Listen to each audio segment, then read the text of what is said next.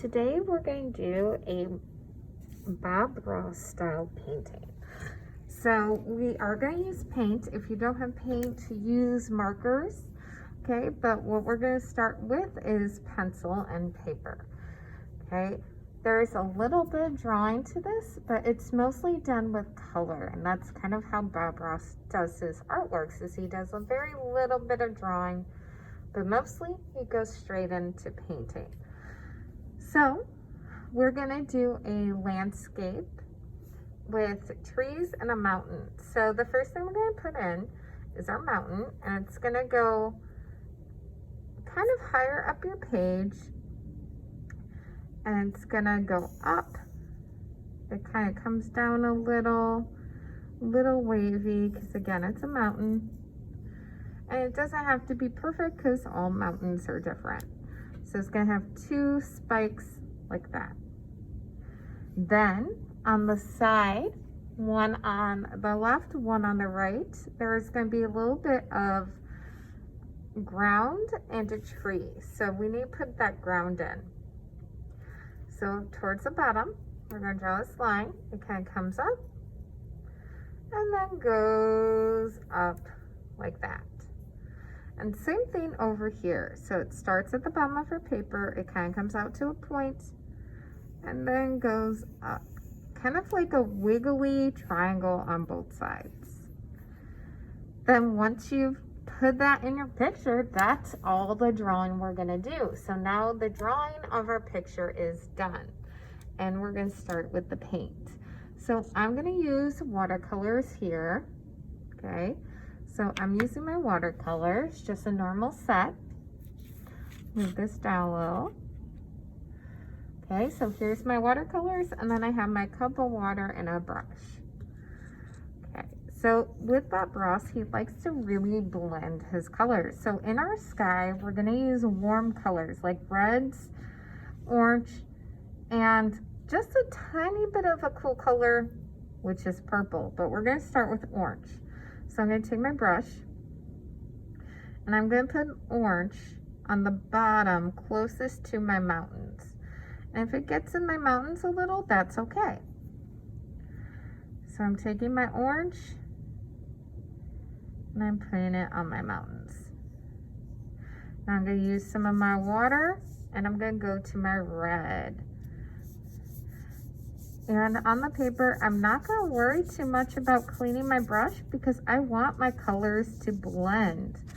So I'm going to go straight down into my orange from my red. And remember, just like with watercolors, you use a little bit of paint, but lots of water. Water is what makes it move. So I'm going to go a little bit of orange again. I'm going to pull it over here with my red.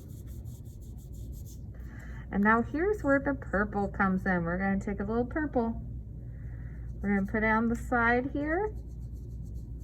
And then we're going to brush it in to our red and our orange. So that's kind of how Bob Ross does, is he adds a lot of color, and he likes his colors to kind of blend together. So if you need to put a little more red in, you can. And just really blend in red, orange, and that little bit of purple on the side. So that is our sky. Now, part of this is water and part of this is mountains. So what we're gonna do is we're gonna use a little bit of red again. And do you see where this line, we're going to make a line going across our paper like that, connecting the two little triangles at the bottom. This is the mountains, this is water down here. So now we're going to take our red, and because the sun is reflecting in the water, we're going to have a little bit of red in our water. So I'm taking my red and kind of putting it in the middle. Then I'm going to rinse my brush and then go into my blue here. And I'm going to take my blue and paint the rest of the water blue.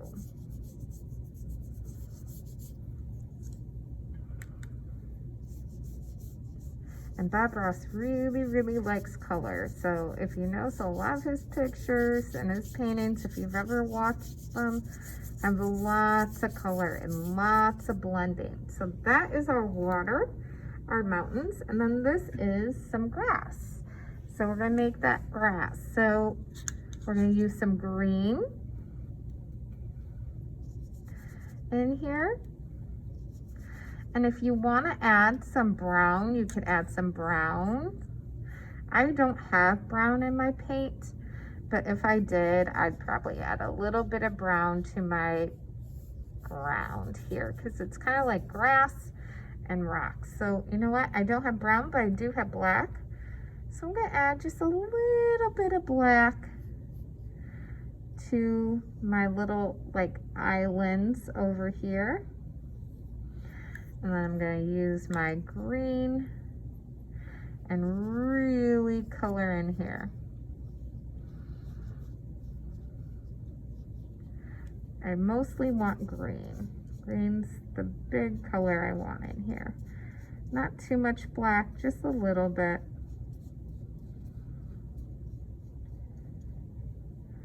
And lots of green. Yeah, a little bit more. Kind of blend that in. You can tap it. Sometimes that he likes to kind of tap his brush and make wispy brush marks. You can do that. You can try that, tapping your brush. Okay, and then the last big area we're going to color is going to be our mountains. So I'm going to take some water and a tiny bit of black. And we're going to make our mountains kind of a gray. So the first thing I'm going to do is take my brush and go over that outline where our pencil was. And then I'm going to blend the rest of the black in using my water. Maybe add a little bit more just to darken it up and blend it in.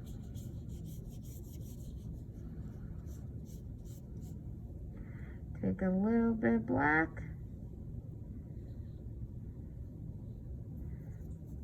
and lots of water.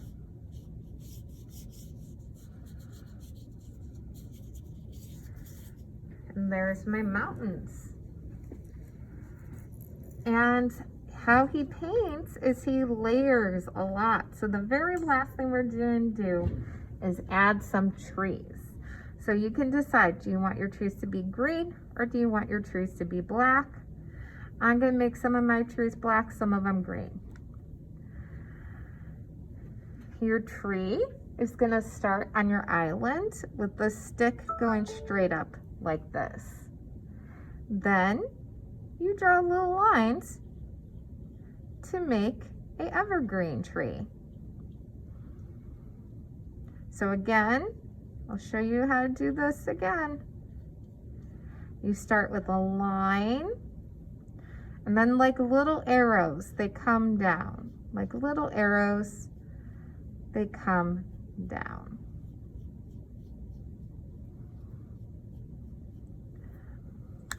And if you want, you can add a little bit of green to that too. If you're using black, you can add some green over it, or you could use green for this. However you want to do it, it's your picture.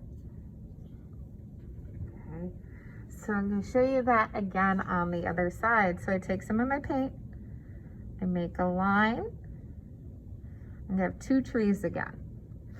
First step, make a line. Next step, you turn it into arrow. You turn it into an arrow. And then you do the same lines going all the way down your tree. Draw those same lines going all the way down the tree like little arrows. And again, if you want to add some green to that, if you're using black, you can.